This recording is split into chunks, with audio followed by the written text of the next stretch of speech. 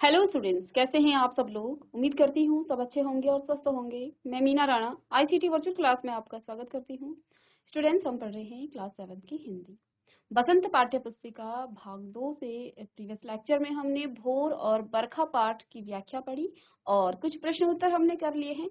इसको हम आज रिवाइज करेंगे और इसके बाद इसके कुछ और प्रश्न उत्तर आज की क्लास में कंटिन्यू करेंगे। तो देखिए, भोर और बरखा आपकी जो काव्य खंड है, ये मीराबाई द्वारा रचित आपके बसंत पाठ्य पुस्तिका से दी गई है। अब यहाँ पर भोर और बरखा के बारे में दो पद दिए गए हैं। पहले पद में भोर के बारे में और दूसरे पद में बरखा के बारे में यहाँ पर बताया गया है। तो चलिए इसको पढ़ते हैं।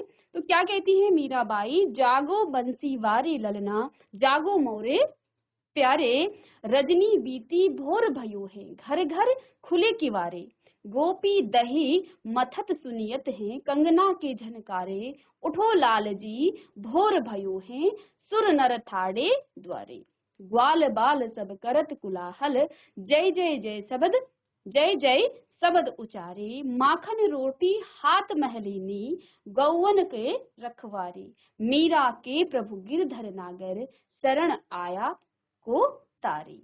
तो देखिए, इसके कुछ प्रश्न, यहाँ पर कुछ कठिन शब्द हैं, इनको आप लिख लेंगे। तो देखिए, बंसी वारे यहाँ पर मीराबाई कहती हैं किसके लिए? श्री कृष्ण के लिए बंसी वारे कहा गया है। बांसुरी वाले, तो तीन अर्थ इसके हैं। बांसुरी वाले, श्री कृष्ण या कान्हा, इन्हीं का नाम है बांसुरी या बंसी वाले या बांसुरी वाले। ये कृष्ण के लिए कहा गया है। इसके बाद दूसरा शब्द यहाँ पर आया है ललना। ललना का मतलब है यहाँ पर लाल या पुत्र से। ठीक है, तो ये इसी के ये पर्यायवाची शब्द भी हो जाएंगे। फिर तीसरा यहाँ शब्द आया है रजनी। रजनी का मतलब होता है रात, निशा, रात्रि। और ये आपके पर्यायवाची शब्द जो अलग अलग कॉमा करके लिखे हैं ना, तो ये आपके पर्यायवाची, साथ साथ आप यहाँ पर इसके पर्यायवाची यानी कि समान अर्थ वाले जो शब्द होते हैं उनको आप पर्यायवाची शब्द कहते हैं। ठीक है, तो ये आपका क्या हो जाएगा? रजनी का मतलब रात या निशा से है। फिर तीसरा यहाँ पर बीतना। बीतना का मतलब खत्म होना या बीत जाना, खत्म होना या फिर बीत जाना। भोर का मतलब क्या होता है? सुबह। सुबह सुबह के लिए कहा जाता है भोर, या सूर्योदय के पूर्व की जो स्थिति, सूर्योदय से पहले जब सूर्य उदय होता है उससे पहले जो उजाला होता है उसको भोर कहा जाता है। हल्का हल्का जो भोर होता है उसको कहा जाता है भोर। जब सूरज की किरणें नहीं आपको दिखाई देती है लेकिन आपको उजाला हल्का सा दिख जाता है तो उसको भोर कहा जाता है, या प्रातः काल इसको कहा जाता है। फिर किवाड़ का मतलब होता है, किवारे का मतलब दरवाजे से है यहाँ पर। ठीक है, तो किवारे का मतलब यहाँ पर दरवाजे से है। चलिए आगे यहाँ पर देखेंगे गोपी। गोपी यहाँ की गोपी, गोपी का मतलब गोपियां हैं जो आपके श्री कृष्ण के जो सखी हैं या फिर उनके साथ जो वहां पर रहती हैं, उनके लिए गोपियां या सखियां कहा गया है। मथत, तो मथना, दूध या दही को मथानी आदि से जब आप बिलोते हैं या छानते हैं तो उसको मथना कहते हैं, या मथत यहाँ पर कहा गया है। सुनियत यानी कि सुनाई देते हैं। कंगना यानी कि कंगन। ठीक है, चलिए इनके आप अर्थ लिखेंगे। आगे भी यहाँ पर कुछ और अर्थ हैं। झनकारे का मतलब हो जाएगा झनकार, झनझन, खनखनाहट। ठीक है, आगे है लाल जी। लाल का मतलब यहाँ पर प्यारा, दुलारा, इस प्रकार से हो सकता है। जो माँ यशोदा के प्यारे या फिर दुलारे श्री कृष्ण के लिए कहा गया है। सुर यानी कि देव या देवता। ये जो आपको कोमा करके लिखे हैं ये इन्हीं के पर्यायवाची शब्द हैं। ठीक है, यानी कि इन्हीं के समान अर्थ वाले ये शब्द हैं। द्वारे का मतलब यहाँ पर दरवाजे पर। ठीक है, इसके बाद ग्वाल, तो ग्वाल बाल का मतलब हो जाएगा ग्वालों के जो बच्चे होते हैं उनको ग्वाल बाल कहा जाता है। करत यानी कि कर रहे हैं। आप एक बार शब्दार्थ लिखेंगे तो फिर आपको उसका पूरा अर्थ आ जाएगा। करत यानी कि कर रहे हैं। कुलाहल यानी कि शोर, धूम या कोहराम, ये इसी के पर्यायवाची शब्द हैं। शब्द यानी कि सभी। आगे देखिए, उच्चारे, उच्चारण करना, शब्द को मुख से बोलना। लीनी, लिए हुए। गौवन, गाय गो। ठीक है, रखवारी, रक्षक, रक्षा करने वाले। गिरिधर, जो पहाड़ को धारण करे, श्री कृष्ण के लिए ही कहा गया है गिरिधर। ठीक है, जिन्होंने गोकुल वासियों की रक्षा के लिए पहाड़ को क्या किया था? अपनी एक तर्जनी उंगली पर उठाया था। ठीक है, या पहाड़ उठाने वाला। नगरवासियों को कहा गया है या नागरिकों को कहा गया है। इसके बाद शरण यानी कि गमन, धीरे धीरे आगे बढ़ना या चलना या रेंगना, खिसकना, सरकना, ये इसी के अर्थ हैं। आया यानी कि आने वाला, तारे यानी कि तरण करने वाला, उद्धार करने वाला और कल्याण करने वाला, ये सभी शब्द अर्थ आप लिखेंगे। तारे, तरण करने वाला, उद्धार करने वाला या फिर कल्याण करने वाला। चलिए इन अर्थों को लिखें। चलिए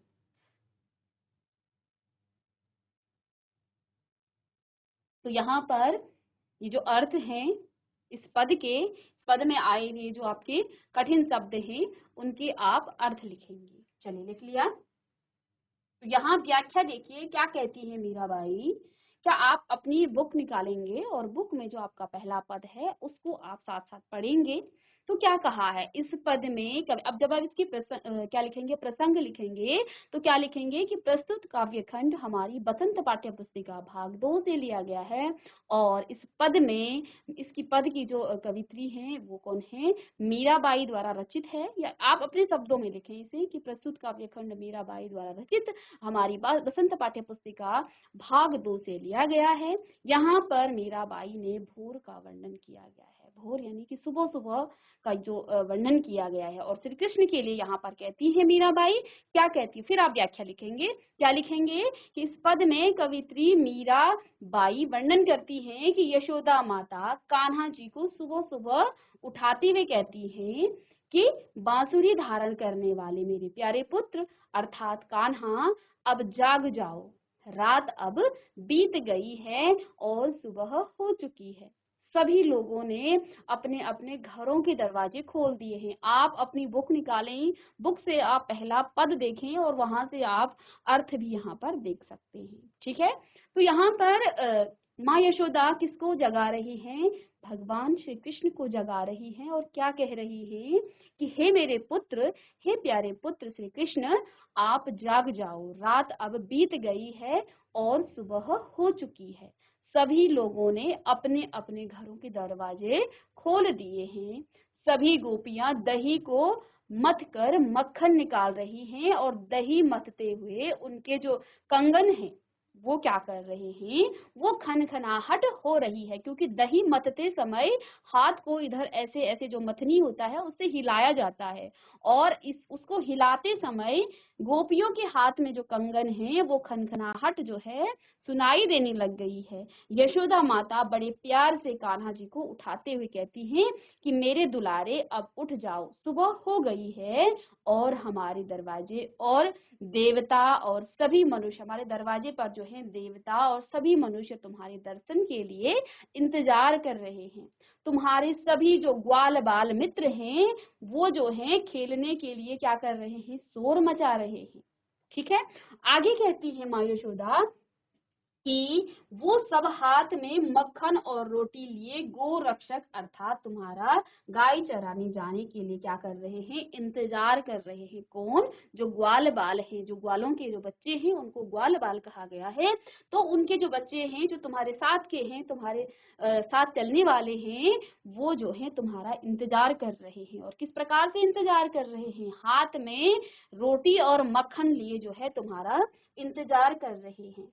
ठीक है, आगे कवित्री मीराबाई कहती हैं कि उनके प्रभु ने जिस तरह से सभी नगरवासियों की रक्षा के लिए पर्वत को धारण किया था। एक बार श्री कृष्ण ने जो है पूरे गोकुल वासियों की रक्षा के लिए गोवर्धन पर्वत को अपनी एक तर्जनी उंगली पर उठा दिया था और 7 दिन तक जब लगातार बारिश हुई तो कृष्ण ने सभी जो है नगरवासियों को पनाह दी, वहां पर आश्रय दिया और सभी जो है कृष्ण कृपा से सबकी रक्षा हुई। तो यहाँ पर मीराबाई क्योंकि वो कृष्ण की अनन्य भक्त थी, तो मीराबाई क्या कहती हैं कि हे प्रभु, हे श्री कृष्ण, जिस प्रकार से आपने पूरे नगरवासियों की क्या की है, रक्षा की है। कैसे रक्षा की है? पर्वत को धारण किया है, वैसे ही आप मेरी भी रक्षा करें। जिस प्रकार से आपने गोकुलवासियों की का उद्धार किया, ऐसे ही आप हम सभी का उद्धार भी करें। ठीक है। आगे यहाँ पर मीराबाई ने क्या कहा है कि आपने जिस प्रकार से अपने नगरवासियों का, सभी नगरवासियों की रक्षा के लिए पर्वत को धारण किया था, उसी तरह जो कोई भी उनकी शरण में जाता है वे सभी का उद्धार करते हैं। तो यहाँ मीराबाई जी ने श्री कृष्ण की भक्ति का यहाँ पर क्या किया है, ये एक प्रकार से सुबह सुबह जब माँ यशोदा क्या कर रही हैं, कृष्ण को उठा रही हैं, तो बड़े प्यार से वो कृष्ण को कहती हैं कि आप उठ जाइए, सुबह हो चुकी है, रात बीत चुकी है, गोपियों सभी के घरों के दरवाजे खुल चुके हैं, गोपियां जो हैं दही को मथ रही हैं और मक्खन उसको निकाल रही हैं, और ऐसा करते समय सभी गोपियों के हाथों में जो कंगन है वो खनखनाहट जो है उनको सुनाई दे रही। तो यहाँ पर मीराबाई ने क्या कहा है कि हे कृष्ण, हे पुत्र, तुम भी अब उठ जाओ, और क्योंकि जो ग्वाल बाल हैं, जो मनुष्य और देवता हैं, वो सभी हमारे दरवाजे पर खड़े हैं। क्यों खड़े हैं? तुम्हारा इंतजार कर रहे हैं, तुम्हारे दर्शन के लिए तुम्हारा इंतजार कर रहे हैं, और सभी तुम्हारी जय जयकार कर रहे हैं।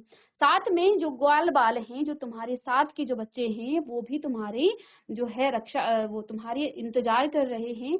कैसे?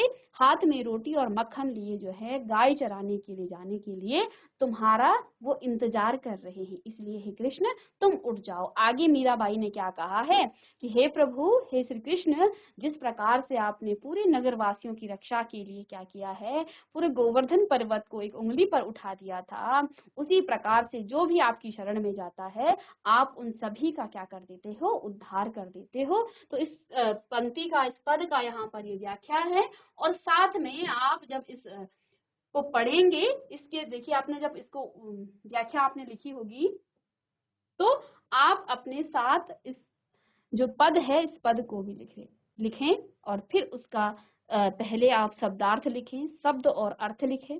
और यदि एक बार आपने सारे शब्दों के अर्थ जान लिए, तो फिर व्याख्या लिखने में आपको कोई दिक्कत नहीं होगी। तो यहाँ पर मीराबाई ने पहले पद में क्या कहा है, जागो बंसी वारे लगना। तो यशोदा मैया क्या कह रही है अपने पुत्र श्री कृष्ण को, क्या कह रही है कि हे बांसुरी वाले श्री कृष्ण, जागो जागो मोरे प्यारे, हे मेरे प्यारे पुत्र, तुम जागो, रजनी बीती भोर भयो है, घर घर खुले किवारे।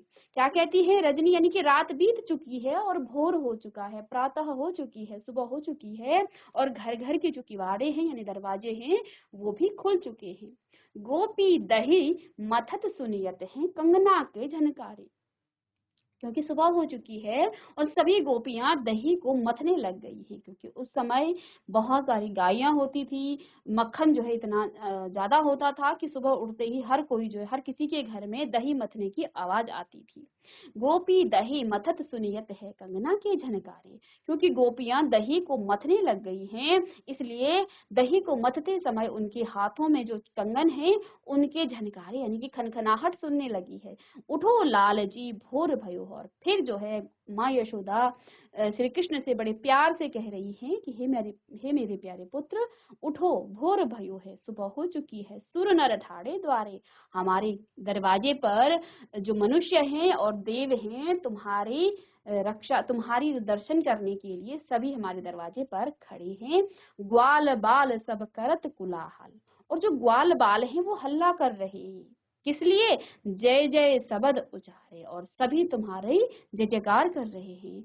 माखन रोटी हाथ महलीनी। और जो ग्वाल बाल हैं गौवन के रखवारे, वे जो हैं माखन और रोटी को हाथ में लिए हुए तुम्हारी क्या कर रहे हैं, तुम्हारा इंतजार कर रहे हैं। कहाँ? गायों के साथ जाने के लिए, क्योंकि कृष्ण भी जो है गायों को चराने के लिए जाया करते थे।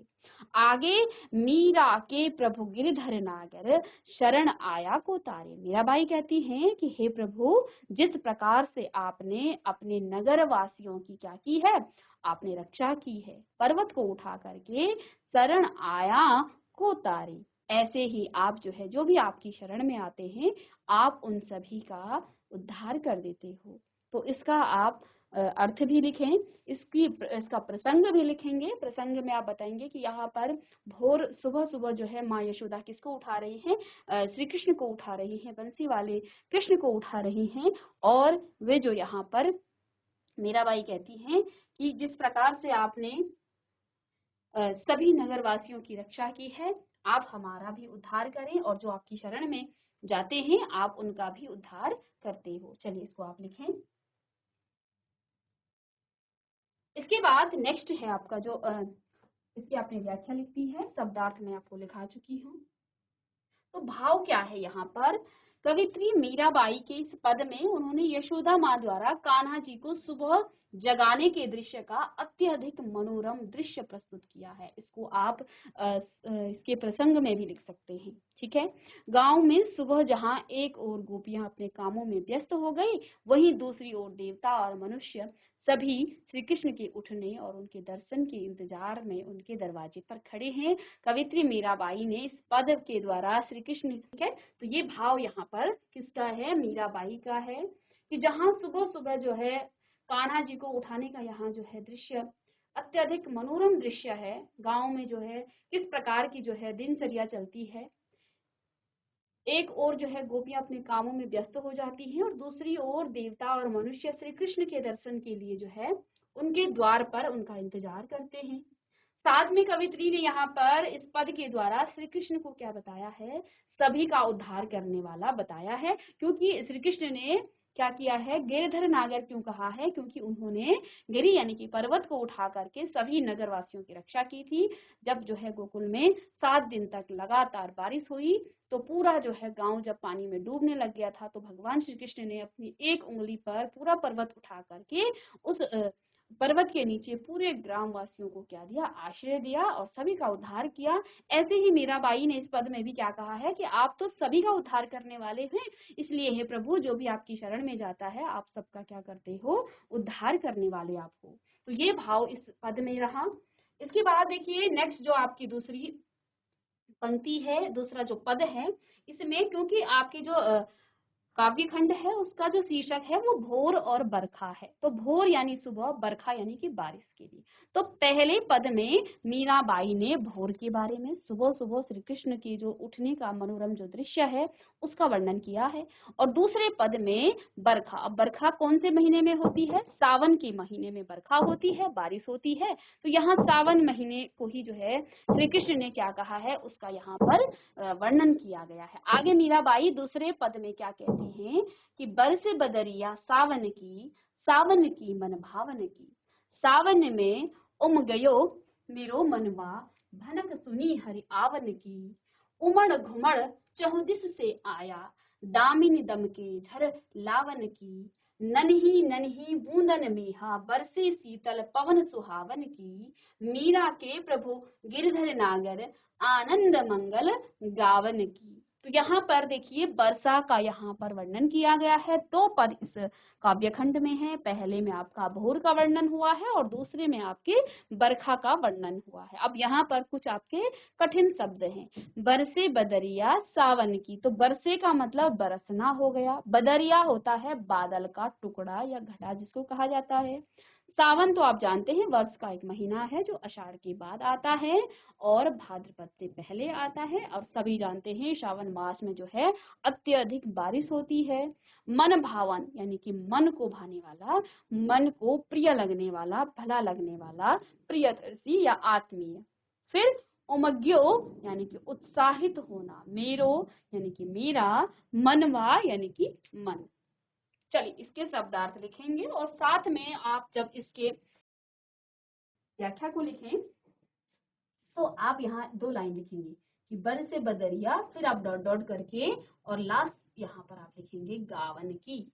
ठीक है, और फिर इसके शब्दार्थ लिखें। बाकी आपकी किताब में है ही, आपकी बुक में है, आप बुक से उसको देख करके इसके शब्दार्थ लिखेंगे। चलिए आगे है भनक यानी कि मंद और अस्पष्ट ध्वनि। भनक कहते हैं जिसमें जो मंद ध्वनि आती है, बिल्कुल हल्की धीमी ध्वनि आती है और अस्पष्ट ध्वनि होती है, एक आभास जिसको कहा जाता है, उड़ती हुई खबर, है ना, कहते हैं ना मुझे भनक लग गई थी इसकी, तो ये क्या होती है, उड़ती हुई खबर।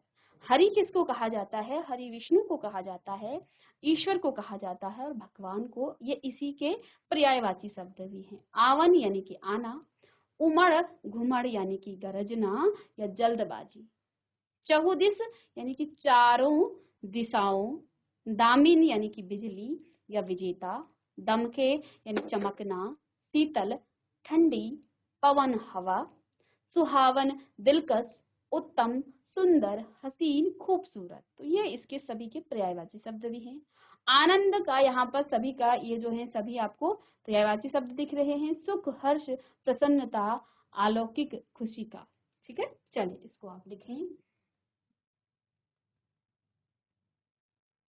अब देखिए इस पंक्ति में यहाँ पर इस पद में मीराबाई क्या कहती है, इसके बारे में इसकी व्याख्या को हम समझ लेते हैं।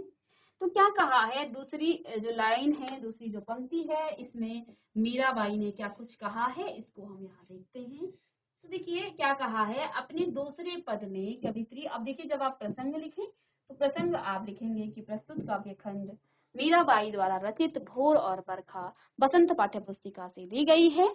ठीक है, और इसमें मीराबाई ने बरखा का वर्णन किया है। ठीक है, अब देखिए अपने दूसरे पद में व्याख्या लिखेंगे, कवित्री मीराबाई सावन का बड़ा ही मनमोहक जो है यहाँ पर उन्होंने चित्रण किया है। इस पद में उन्होंने बताया है कि सावन के महीने में बादलों से जो बरसात हो रही है, जो अत्यंत मनमोहक लग रही है। सावन की यह बरसात मन को अत्यधिक प्रिय लगने वाली होती है। अर्थात बरसात मन को शांति प्रदान करने वाली होती है। कवित्री मीराबाई का जो है मन सावन में अत्यधिक उत्साहित होता है। क्यों होता है? क्योंकि बरसात के आगमन से उन्हें उनके प्रभु के आने का आभास होता है। उमड़ घुमड़ कर बादल आसमान से चारों दिशाओं में से आ जाते हैं। ऐसा क्यों कहती है मीराबाई? क्योंकि जब बारिश हुई थी लगातार 7 दिन तक, तो भगवान श्री कृष्ण ने क्या किया था, वे आए और उन्होंने सभी नगर वासियों की रक्षा की। तो यहाँ पर मीराबाई उस पल को जो है महसूस कर रही है कि अत्यधिक बारिश हो रही है, अब कृष्ण आने वाले हैं। तो कहते हैं कि यहाँ पर जब उमड़ घुमड़ कर बादल आसमान में चारों दिशाओं से आ जाते हैं और आसमान में बिजली भी बहुत तेज कड़कती है, जैसे वह बारिश की जो है झड़ी लगाने वाली हो। आसमान से जो बरसात की नन्ही नन्ही बूंदें जो है जब गिरती हैं और आसमान से बरसात की जो साथ ही ठंडी हवाएं चलती हैं, यह मौसम और भी जो है ज्यादा दिलकश हो जाता है। कवित्री मीराबाई कहती हैं कि उनके प्रभु ने जिस तरह सभी नगरवासियों की रक्षा के लिए पर्वत को धारण किया था, उसी तरह आभास होता है कि प्रभु अपने भक्तों की अलौकिक खुशी का अनुभव व उनके कल्याण के लिए उनके समक्ष सावन के रूप में आ गए हैं। तो यहाँ पर मीराबाई क्या कहती हैं कि जो सावन के महीने में जो बारिश आती है, जो बादल उमड़ घुमड़ कर जो बादल गरजते हैं, उनको महसूस होता है जैसे श्री कृष्ण स्वयं जो है धरती पर आ रहे हैं। तो क्या कह रहे हैं, और क्योंकि उस बारिश से जो है सभी का मन प्रसन्न चित्त हो जाता है। क्योंकि देखिए गर्मी का जो मौसम आता है, उसके बाद गर्मियों के मौसम में जो है सभी जो है व्याकुल हो जाते हैं, सभी परेशान हो जाते हैं और सभी इंतजार करते हैं किसका? बरसात का। क्योंकि इतनी भयंकर गर्मी लगती है, पशु पक्षी मनुष्य सभी जो हैं बेचैन हो जाते हैं उस गर्मी के मौसम में, और सभी को इंतजार रहता है कि कब बादल आएंगे, कब बरसात आएगी। और जब बरसात होती है तो सभी जो है उन सभी के मन को जो है बड़ा जो अलौकिक और उत्साह जो है, सभी उत्साहित होते हैं। ठीक है, सभी जो है आनंदित होते हैं बरसात के मौसम में। ठीक है, तो यहाँ मीराबाई ने क्या कहा है, क्योंकि हमें जो है जो सुकून हमें जो बरसात के मौसम में मिलता है, उन बादलों को देखकर जो प्रसन्नता मिलती है, वे महसूस करती हैं कि जैसे कृष्ण आ चुके हैं, भगवान जो हैं अपने भक्तों की खुशी के लिए बरसात के रूप में आए हैं। क्योंकि बारिश गर्मी के बाद जो खुशी जो है बरसात में मिलती है, वो जो है वो सुख जो है भगवान जो है स्वयं हम मनुष्यों को जो है दे रहे हैं। यहाँ पर मीराबाई ये कह रही हैं। तो कहते हैं कि नगर वासियों की रक्षा के लिए, रक्षा का मतलब यहाँ पर मैं, क्योंकि बरसात से पहले गर्मी का मौसम आता है और सभी जो है, कई आपने सुना होगा और पढ़ा होगा कि गर्मी से जो है इतने लोग खत्म हो गए हैं, कई पशु पक्षी जो हैं बिना पानी के जो है वो जो है प्राण त्याग देते हैं। तो उनकी रक्षा के लिए बरसात के रूप में यहाँ पर मीराबाई कहती हैं कि नगर वासियों की रक्षा के लिए जैसे आपने प्रभु पर्वत को धारण किया था, उसी तरह ऐसा आभास होता है कि प्रभु अपने भक्तों की को अलौकिक खुशी का अनुभव वह उनके कल्याण के लिए उनके समक्ष जो है सावन के रूप में आ गए हैं। ठीक है, तो इसका भावार्थ भी आप लिखेंगे। चलिए, ये तो आपकी व्याख्या हो गई, इसके बाद हम इसका भावार्थ बताते हैं। चलिए, तो यहाँ पर सावन के महीने का वर्णन किया है मीराबाई ने। अब इसी में देखिए इसका भावार्थ क्या कहती हैं कि इस पद में कवित्री मीराबाई बरसात का बड़ा ही मनमोहक चित्रण कर रही है।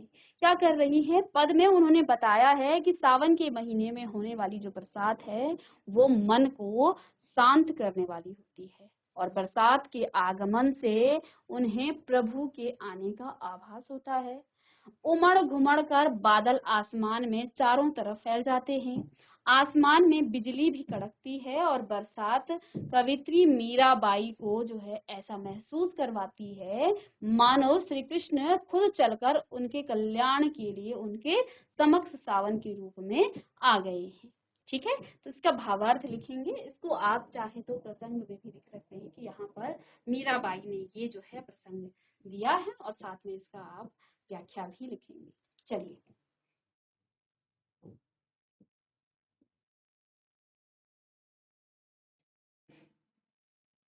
अब देखिए इस प्रकार से आपका ये जो भोर और बरखा है इसको हमने रिवाइज भी कर लिया है। ठीक है, तो ये था यहाँ पर भोर और बरखा जो आपकी यहाँ काव्य खंड है मीराबाई द्वारा लिखित। और अब आप इसके कुछ प्रश्न उत्तर देखेंगे। चलिए, तो कुछ बहुविकल्पीय प्रश्न हैं, इसको आप शायद कर चुके हैं, लेकिन फिर एक बार आप फिर देखेंगे कि भोर और बरखा कविता की रचयिता कौन है। तो आप जानते हैं मीराबाई। इस कविता में किसको जगाने का प्रयास किया गया है? तो बालक कृष्ण को जगाने का यहाँ पर प्रयास किया गया है। दही कौन बिलो रही है? तो दही यहाँ पर कौन बिलो रही है? गोपियां यहाँ पर दही बिलो रही है। कृष्ण को जगाने के लिए द्वार पर कौन खड़े हैं? तो द्वार पर जो है देव और मानव। ठीक है, दानव नहीं है, ये मानव है। ग्वाल बालकों के हाथ में क्या है? रोटी और माखन है। मीरा को किसके आने की भनक मिली? तो श्री कृष्ण के आने की भनक मीरा को कहाँ मिली? सावन के महीने में मीरा को ऐसा लगा कि जैसे श्री कृष्ण स्वयं आने वाले हैं। इस कविता में किस ऋतु का वर्णन किया गया है? तो वर्षा ऋतु का यहाँ पर वर्णन किया गया है। किसके आने की आहट सुनकर मीराबाई प्रसन्न हो जाती हैं? तो श्री कृष्ण के आने की आहट सुनकर मीराबाई प्रसन्न हो जाती हैं। अब इसके प्रश्न उत्तर क्या हैं? बंसी वारे ललना मोरे प्यारे लाल जी कहते हुए यशोदा किसे जगाने का प्रयास करती हैं और कौन कौन सी बातें कहती हैं? ठीक है, जिन्होंने लिख दिया है वो ना लिखें और जिन्होंने नहीं लिखा है तो उसको आप जल्दी से नोट डाउन करें। तो बंसी वारे ललना प्यारे मोरे प्यारे मोरे प्यारे वो लाल जी कहते हुए यशोदा श्री कृष्ण को जगाने का प्रयास कर रही हैं। वह उनसे कहती हैं कि मेरे लाल जागो, रात बीत गई है और सुबह हो गई है। सबके घरों के दरवाजे खुल गए हैं, गोपियां दही बिलो रही हैं और तुम्हारे खाने के लिए मन भावन मक्खन जो है निकाल रही हैं और तुम्हारे दर्शनों की प्रतीक्षा कर रही है कौन? मानव और देव। तुम्हारे सखा ग्वाल बाल जो है तुम्हारी जय जयकार कर रहे हैं, अतः तुम अब उठ जाओ। एक प्रकार से ये जो पहला आपके पास पद है उसका आप यहाँ पर व्याख्या भी इसको इस प्रश्न में ही आपको दी गई है। नीचे दी गई पंक्ति का आशय अपने शब्दों में लिखिए। तो यहाँ पर देखिए, माखन रोटी हाथ महलीनी गौवन के रखवारे। तो गाय की रखवाली करने वाले तुम्हारे मित्र जो हैं ग्वाल बालों ने रोटी और मक्खन लिया हुआ है और वे तुम्हारी प्रतीक्षा कर रहे हैं। हे कृष्ण उठो और जागो, ये इसका यहाँ पर मतलब है। ठीक है, चलिए इसे आप लिखें।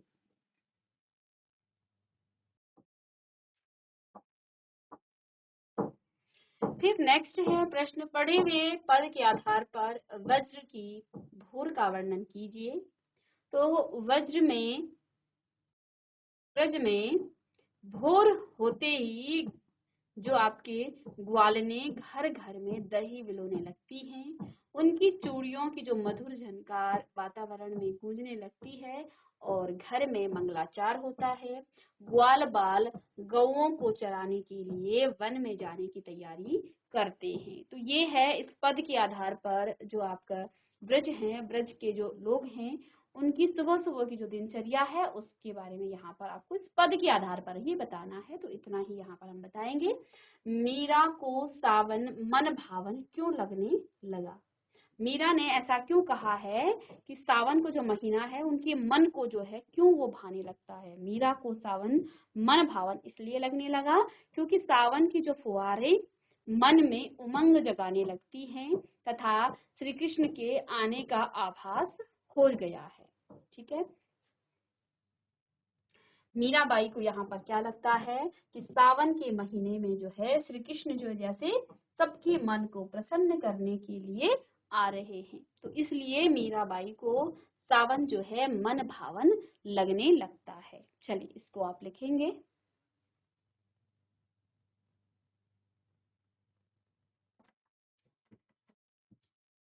प्रश्न नंबर 5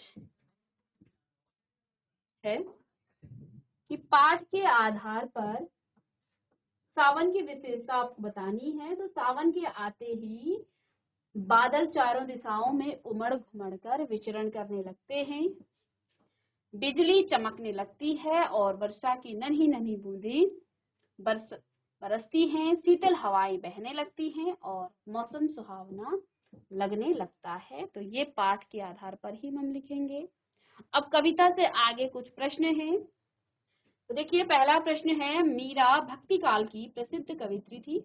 इस काल के दूसरे कवियों के नामों की सूची आपको बनानी है और उनकी एक एक रचना का नाम भी आपको लिखना है। तो भक्ति काल के और कवि हैं कबीरदास, जिनकी एक रचना है बीजक, सूरदास सूरसागर, तुलसीदास रामचरितमानस और जयसी पद्मावत। तो यहाँ पर ये और कुछ रचनाएं हैं। प्रश्न नंबर 2 है, यदि आपको अपने छोटे भाई बहन को जगाना पड़े तो आप कैसे जगाएंगे। तो इस प्रश्न का उत्तर आप स्वयं करेंगे। ठीक है, अब देखिए वर्षा में भीगना और खेलना आपको कैसा लगता है। देखिए इस प्रश्न का उत्तर भी आप खुद से करेंगे। हो सकता है किसी को अच्छा ना लगता हो तो वो आप अपने हिसाब से लिखेंगे। यहाँ पर तो लिखा है कि हमें भीगना जो है अच्छा लगता है, बहुत अच्छा लगता है, लेकिन सबके लिए नहीं लगता है, किसी को अच्छा भी नहीं भी लगता है। तो इस प्रश्न का उत्तर भी आप अपने शब्दों में ही देंगे क्योंकि ये प्रश्न आपके लिए है। ठीक है,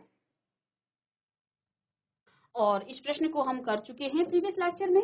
ठीक है, तो प्रश्न क्या है कि मीराबाई ने सुबह का चित्र जो है खींचा है। ठीक है, तो आप अपना क्या करना है, अपनी कल्पना और अनुमान से लिखिए कि नीचे दिए गए स्थानों की जो सुबह कैसी होती है। पहले गांव गली या मोहल्ले की जो सुबह है वो कैसी होती है। दूसरा, रेलवे प्लेटफॉर्म पर की जो सुबह है वो कैसी होती है। और तीसरा, यहाँ पर नदी और समुद्र के किनारे की जो सुबह है उस समय वहाँ का कैसा नज़ारा है। अब आप क्या करेंगे, जब आप गांव मोहल्ले में रहते हैं तो आप वहाँ की सुबह के बारे में लिखेंगे।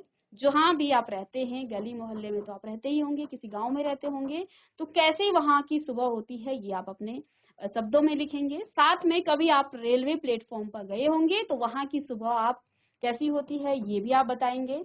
नदी या समुद्र के किनारे का नज़ारा कैसा होता है सुबह सुबह, तो उसको भी आप अपने शब्दों में लिखेंगे। साथ में क्योंकि हम लोग पहाड़ में रहते हैं, क्योंकि हमारा जो उत्तराखंड है कहीं ना कहीं आपको पहाड़ दिखता है, तो पहाड़ की जो सुबह है वो कैसा लगता है ये सभी आप अपने ही शब्दों में लिखेंगे।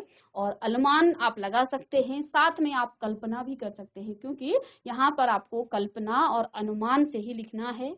ठीक है, और आप देख करते हैं तो वो तो और भी अच्छी बात है, लेकिन आपको कल्पना भी इसमें अपनी इंक्लूड करनी है कि कैसी हो सकती है, गांव की कैसी होगी, रेलवे जो प्लेटफॉर्म है वहां पर कैसा होगा, नदी और समुद्र के किनारे कैसा होगा, और पहाड़ों पर किस प्रकार की सुबह होगी।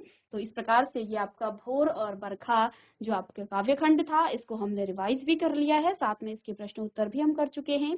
मिलते हैं नए लेक्चर में एक नए चैप्टर के साथ, तब तक के लिए thank you and have a nice day.